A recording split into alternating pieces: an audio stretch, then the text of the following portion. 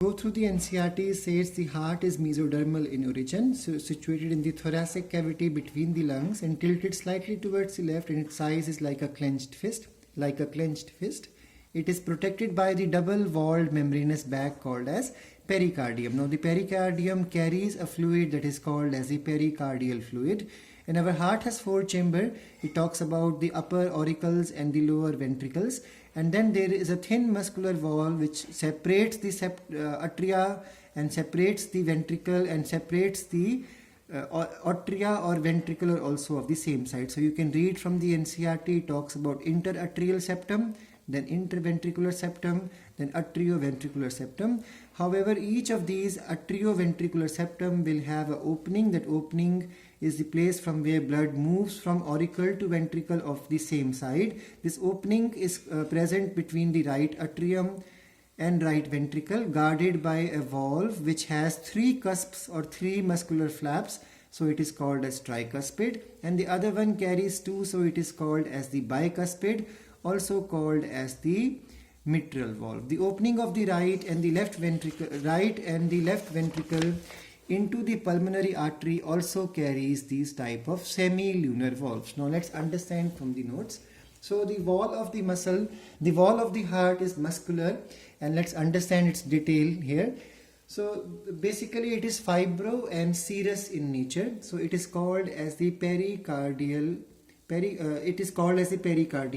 Now there are two pericardiums separated by the fluid. Just like in the lungs we learned outer pleuron and inner pleuron. In the same manner, outer pericardium and inner pericardium.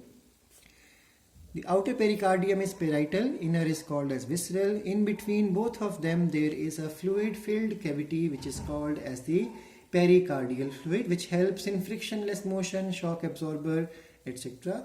Now the outermost layer is the parietal pericardium, which is fibrous and serous in nature. But the inner one is made up of three layers. So the visceral pericardium, which is in touch with the heart, is made up of epicardium, myocardium and endocardium. Now what is epicardium?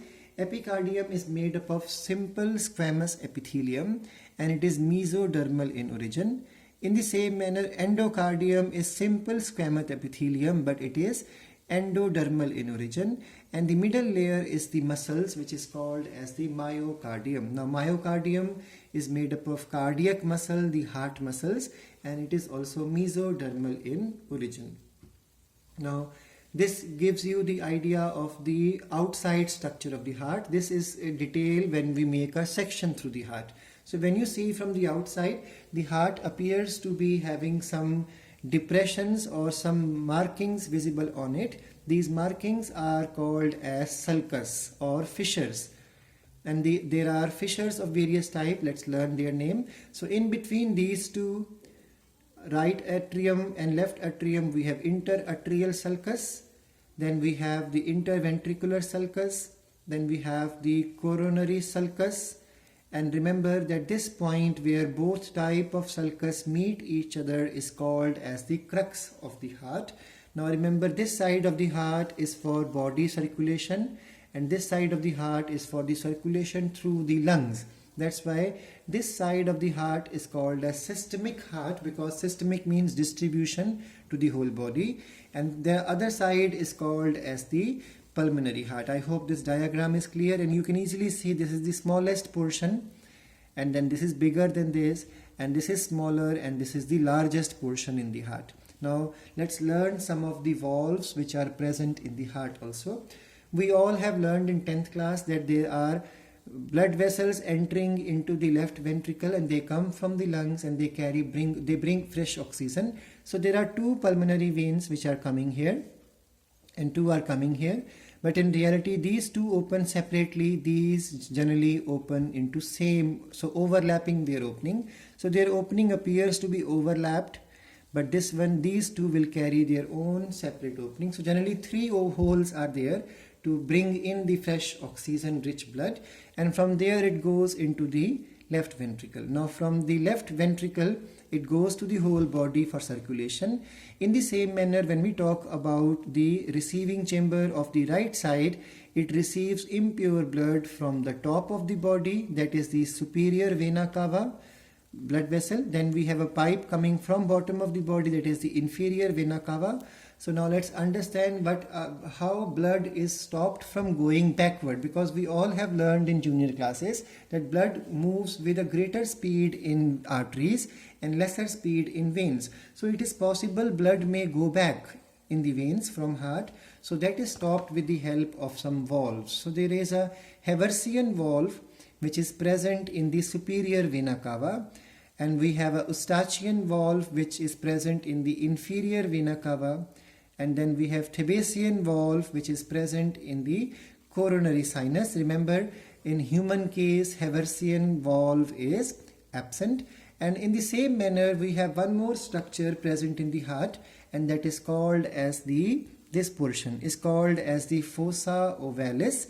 Fossa ovalis is present in the interatrial septum. Now what is fossa ovalis? There was a hole. When we develop in our mother's body, we all have heart which is 4-chamber, but it functions like 2-chamber. So how is it possible? This partition carries a hole. That hole is called as foramen ovale. Foramen means hole. It is oval in shape. But once we are born in this world, slowly our heart seals that area, because now the heart has to function as a 4-chamber heart. So there is a marking available or visible there which is concave in this manner, and it is called as fossa ovalis.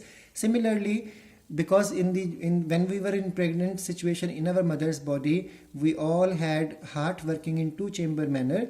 So 2 pipes which come out from the ventricle, one goes to the lungs, other goes to the body. They also join together with the help of ductus arteriosus, also called as ductus botalli. This duct is also sealed once we are born, and that sealing happens with the help of a ligament which is called as ligamentum arteriosum.